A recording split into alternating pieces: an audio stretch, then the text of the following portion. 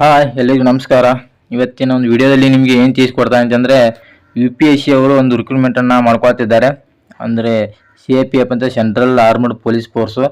ಅದರಲ್ಲಿ assistant commandants ಪೋಸ್ಟ್ಗಳನ್ನು ಅವರು ರಿಕ್ರೂಟ್ಮೆಂಟನ್ನು ಮಾಡ್ಕೊಳ್ತಿದ್ದಾರೆ. ಅದು ಇವರು ಇವಾಗಲೇ ನೋಟಿಫಿಕೇಶನ್ ಜಾರಿ ಆಗಿದೆ ಕೂಡ, ಅಪ್ಲಿಕೇಶನ್ ಕೂಡ ಸ್ಟಾರ್ಟ್ ಆಗಿದೆ.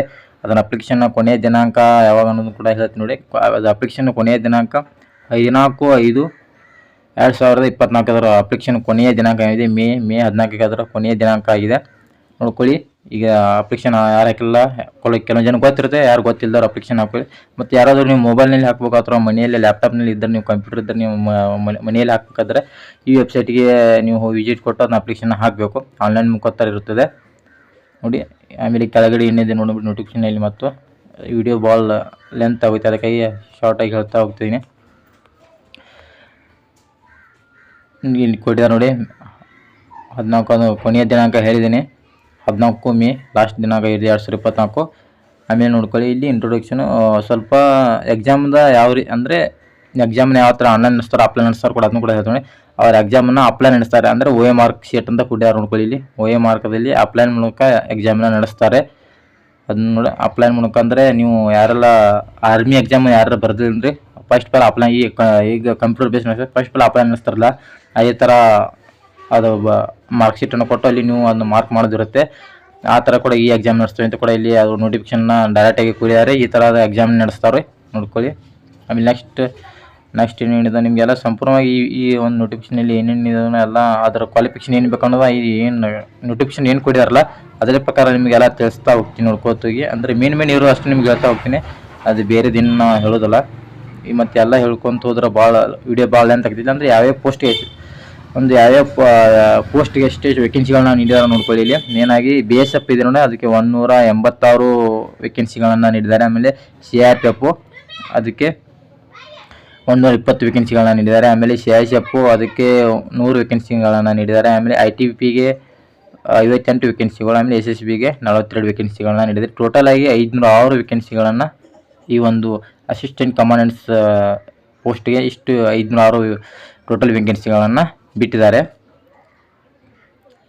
ಎಲ್ಲ ಒಂದು ಲಾಂಗ್ ಫಾರ್ಮ್ಗಳನ್ನ ಇಲ್ಲ ಕೊಟ್ಟಿದ್ದಾರೆ ನೋಡ್ಕೊಳ್ಳಿದೆ. ಯಾರಿಗೆ ಇದ್ರು ಲಾಂಗ್ ಫಾರ್ಮ್ ಕೊಟ್ಟರೆ ಬಾರ್ಡರ್ ಸೆಕ್ಯೂರಿಟಿ ಫೋರ್ಸು, ಆಮೇಲೆ central reserve police force, CICF, ಆಮೇಲೆ ITBP ಎಲ್ಲ ಒಂದು ಲಾಂಗ್ ಫಾರ್ಮ್ಗಳನ್ನ ಕೊಟ್ಟಿದ್ದಾರೆ. ಇದರಲ್ಲಿ ಹೇಳ್ತಾ ಹೋಗಲ್ಲ, ಇಷ್ಟು ಹೇಳ್ತೀನಿ. ನಿಮ್ಗೆ ಏನಾದರೂ ಅದೆಲ್ಲ ನಿಮ್ಗೆ ಲಾಂಗ್ ಫಾರ್ಮ್ ಗೊತ್ತಿರಲಿಲ್ಲ ಅಂದರೆ ಇಲ್ಲಿ ನೀವು ನೋಡ್ಕೋಬೋದು. ನೋಟಿಫಿಕೇಶನ್ ಕೊಟ್ಟಿರ್ತೀನಿ ಕೆಳಗಡೆ ಲಿಂಕ್ಗೆ.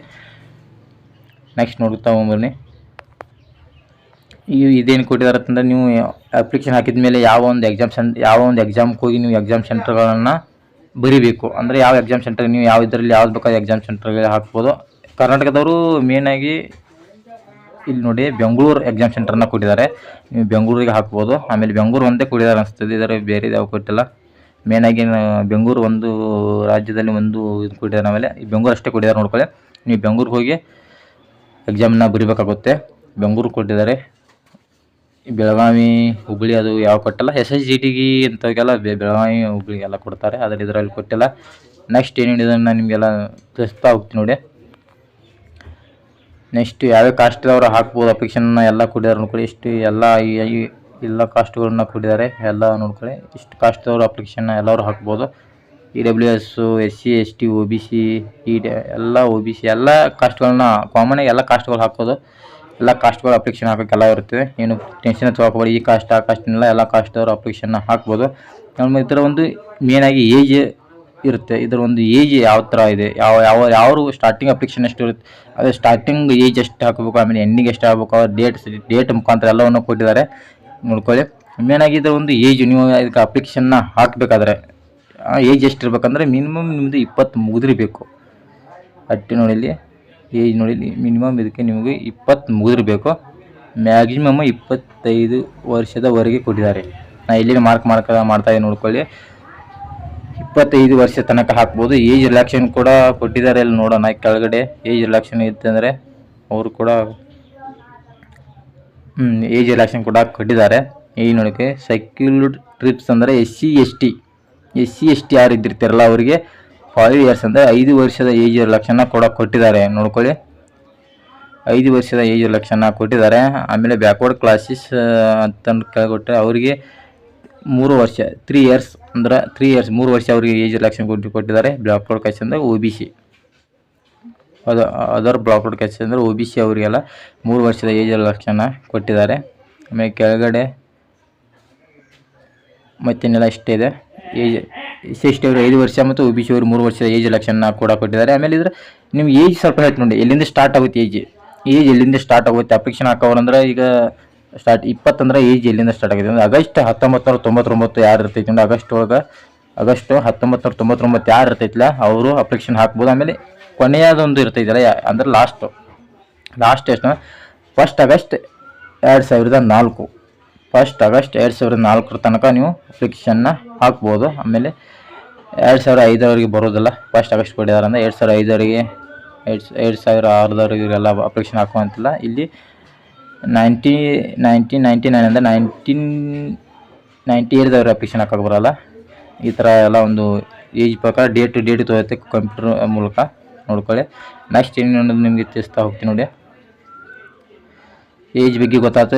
ಆಮೇಲೆ ಇದರ ಒಂದು ಕ್ವಾಲಿಫಿಕೇಷನ್ ಏನು ಬೇಕು ಅನ್ನೋದ್ರ ಬಗ್ಗೆ ಮೇನ್ ಆಗಿದೆಯಲ್ಲ, ಕ್ವಾಲಿಫಿಕೇಷನ್ ಕೂಡ ನೋಟಿಫಿಕೇಷನ್ ಏನಿದೆ ಅದನ್ನೇ ಹೇಳ್ತಾ ಹೋಗ್ತೀನಿ, ಮುಂದೆ ಕಂಟಿನ್ಯೂ ಮಾಡ್ತಾ ಹೋಗ್ತೀನಿ. ಸ್ವಲ್ಪ ವೇಟ್ ಮಾಡಿ.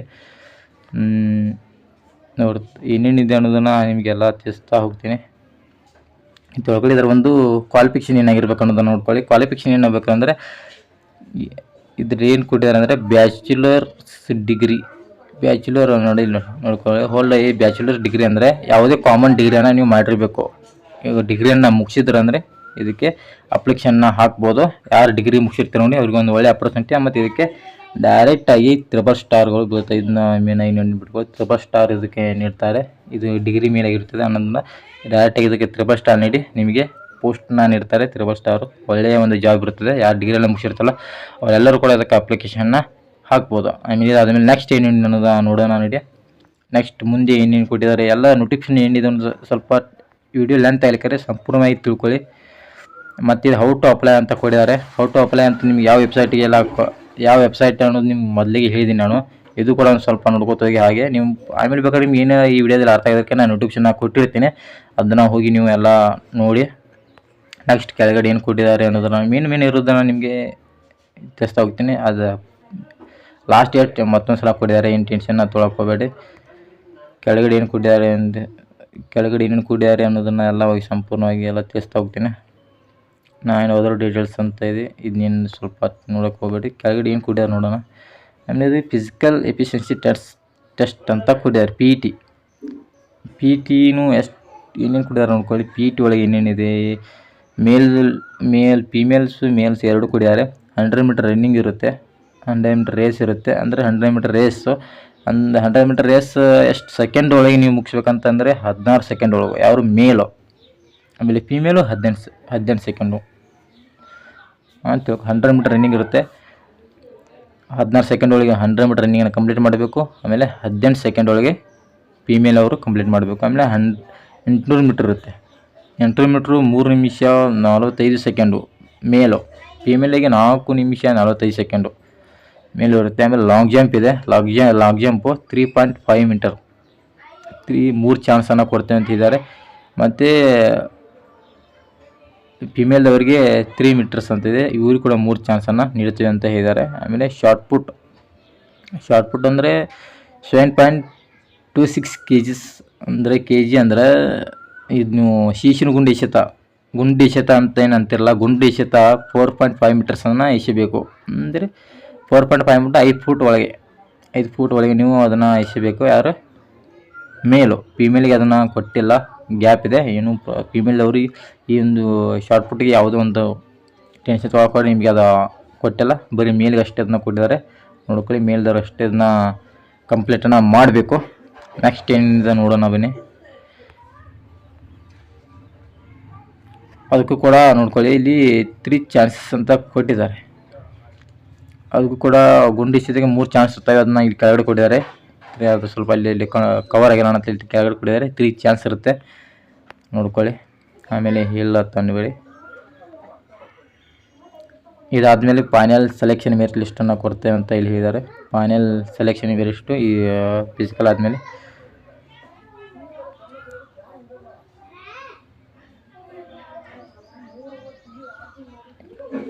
ಇಷ್ಟು ಇದರ ಒಂದು ಮಾಹಿತಿ ಆಗಿರ್ತೀವಿ ಅನ್ಸುತ್ತೆ. ಕೆಳಗಡೆ ಇನ್ನೂ ಏನಿದೆ ನೋಡೋಣ. ಏನಾದರೂ ನಿಮ್ಗೆ ಇಂಪಾರ್ಟೆಂಟ್ ಅನ್ನಿಸೋಂಥ ಇದ್ದರೆ ನಾನು ಹೇಳ್ತೀನಿ, ನೀವು ನೋಡ್ಕೊತ ಹೋಗಿ.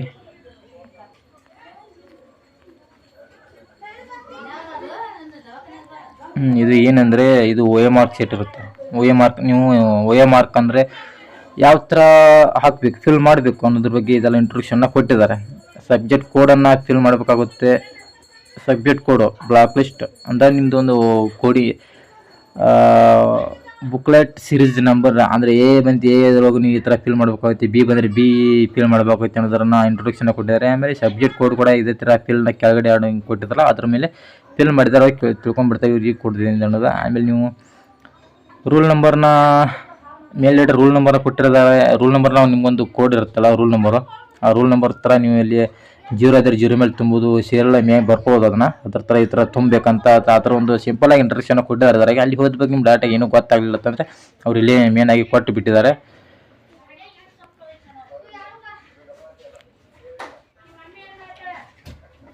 ಇದು ಸ್ವಲ್ಪ ಫಿಸಿಕಲ್ ಸ್ಟ್ಯಾಂಡರ್ಡ್ ಅಂತಂದರೆ ಹೈಟು. ಇದೀಗ ನೀವು ಏನು ತಿಳ್ಕೊಂಡಿರ ಅಂದರೆ ಅದು ರನ್ನಿಂಗ್ ಎಲ್ಲ ತಿಳ್ಕೊಂತಾರಲ್ಲ. ಈಗ ಫಿಸಿಕಲ್ ಸ್ಟ್ಯಾಂಡರ್ಡ್ ಹೈಟ್ ಎಷ್ಟು ಇರಬೇಕು, ವೇಟು ಎಲ್ಲ ಅದರ ಬಗ್ಗೆ ಕೊಟ್ಟಿದ್ದಾರೆ. ಸ್ವಲ್ಪ ನೋಡಿ, ಮೇನು ಬಾಯ್ಸ್ಗೆ 160 ಹೈಟ್ ಇರಬೇಕು, 165 ಹೈಟ್ ಇರಬೇಕು ಬಾಯ್ಸ್ಗೆ 165 ಹೈಟ್ ಇರಬೇಕು. ಆಮೇಲೆ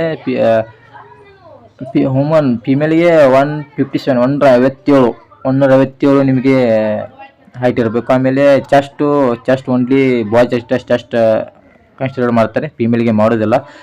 181 ಸೆಂಟಿಮೀಟರ್ ಇರಬೇಕು. ಮತ್ತು ಅದು 5 ಸೆಂಟಿಮೀಟರ್ ಎಕ್ಸ್ಪ್ಲೇನ್ ಮಾಡಬೇಕಂತ ಹೇಳಿದ್ದಾರೆ. ನಾರ್ಮಲಾಗಿ 181 ಅಂತ 81 ನಾರ್ಮಲಾಗಿ ಚೆಸ್ಟ್ ಇರಬೇಕು, 81 ಚೆಸ್ಟ್ ಇರಬೇಕು. ಆಮೇಲೆ ಅದನ್ನ ಎಕ್ಸ್ಪ್ಲೇನ್ ಮಾಡಿದಾಗೆ 5 ಸೆಂಟಿಮೀಟರ್ ಎಕ್ಸ್ಪ್ಲೇನ್ ಆಗಬೇಕು. 5 ಸೆಂಟಿಮೀಟರ್ ಎಕ್ಸ್ಪ್ಲೇನ್ ಆಗಿ ಹುಡುಗರಿಗೆ ಯಾವುದೇ ರೀತಿಯ ಒಂದು ಚೆಸ್ಟ್ ಇರೋದಿಲ್ಲ. ಆಮೇಲೆ ವೇಟ್ ಎಷ್ಟು ಇರಬೇಕಂದ್ರೆ 50 kg ಇರಬೇಕು ಬಾಯ್ಸು. ಆಮೇಲೆ ಗರ್ಲ್ಸು 46 kg ಇರಬೇಕಂತ ಹೇಳಿದ್ದಾರೆ. ಆಮೇಲೆ ಅವಾಗಿ ಇರೋದಂಥದನ್ನೆಲ್ಲ ಇದು ಈ ಚಾರ್ಟ್ ಏನಿದೆಪ್ಪ ಅಂದರೆ, ಈ ಚಾರ್ಟ್ ಬಗ್ಗೆ ನಿಮ್ಗೆ ಗೊತ್ತಾಗಬೇಕಂದ್ರೆ ಇದು ನಿಮ್ಮ ಒಂದು ಎಷ್ಟು ಹೈಟ್ ಅಂದರೆ ಹೈಸ್ಟ್ ಎಷ್ಟಿದೆ ನಿಮ್ಮದು, ಮುಂದೆ ಏಜು, ಆಮೇಲೆ ನಿಮ್ಮದು ವೇಟ್ ಕೂಡ ಕೊಟ್ಟಿರ್ತಾರೆ. ಹೈಸ್ಟ್ ತಕ್ಕಂಗೆ ವೇಟು ಎಷ್ಟು ಇರಬೇಕು ಅನ್ನೋದನ್ನು ನಿಮಗೆಲ್ಲ ಅದ್ರ ಬಗ್ಗೆ ಕೊಟ್ಟಿದ್ದಾರೆ. ಇದು ಅದನ್ನ ವೇಟ್ ಇಷ್ಟು ನಿಮ್ಮದು 156 ಹೈಟ್ ಇದ್ದರೆ 18ರಿಂದ 22 ಇದ್ದಿರ್ತಲ್ಲ, ಅವರು 44ರಿಂದ 54 ತನಕ ಇರಬೇಕಂತ ಹಿಂಗಿದೆ. ಆಮೇಲೆ 23ರಿಂದ 27 ಇದ್ದರೆ 46 56 ಇರಬೇಕಂತ ಇದ್ದಾರೆ.